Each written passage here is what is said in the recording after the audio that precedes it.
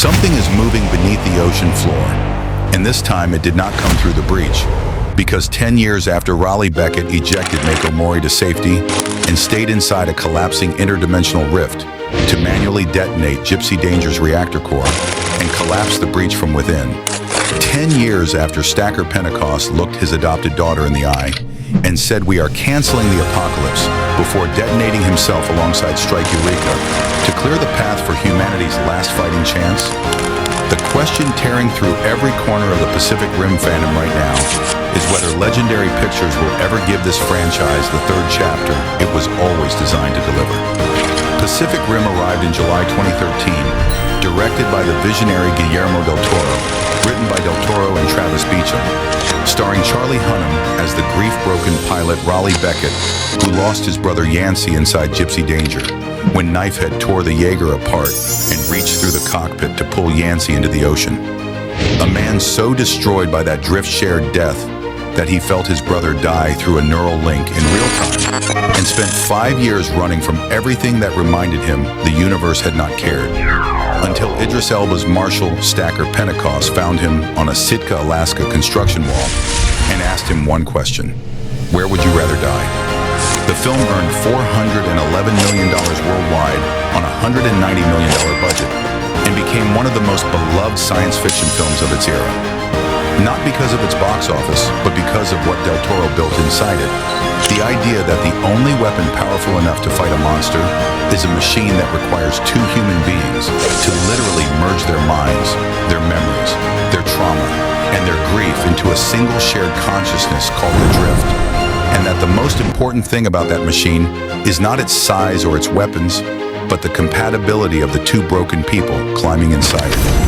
Rinko Kikuchi as Mako Mori, the child who survived the Kaiju attack that killed her family, adopted by Pentecost himself, trained her entire life for the fight, and found in Raleigh a drift partner whose emotional damage matched her own, remains one of the most beautifully written characters in modern science fiction cinema.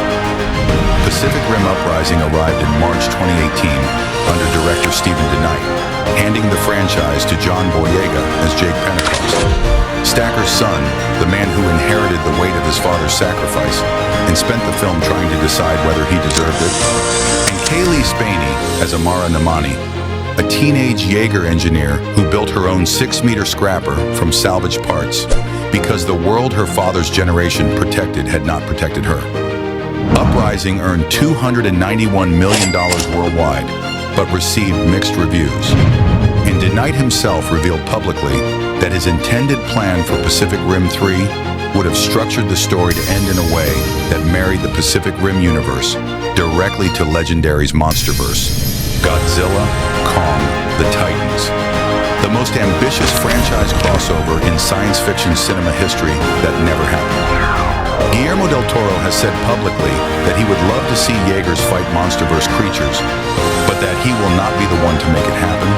And Charlie Hunnam has said he would return as Raleigh in a heartbeat if Del Toro came back for it. As of 2026, Pacific Rim 3 as a theatrical film does not exist. No green light, no director, no confirmed cast, no release date. But the story has continued in the Pacific Rim Final Breach comic series, debuting October 2025 and running through 2027. And the conversation about what comes next has never fully gone quiet. Because Pacific Rim was never just a movie about robots fighting monsters. It was a movie about what humanity is capable of when it stops waiting for one hero and starts building something that requires two people to be brave enough to share everything. And that story does not end with a collapsed breach. It ends when the last Jaeger pilot climbs out of the cockpit and the ocean is finally quiet.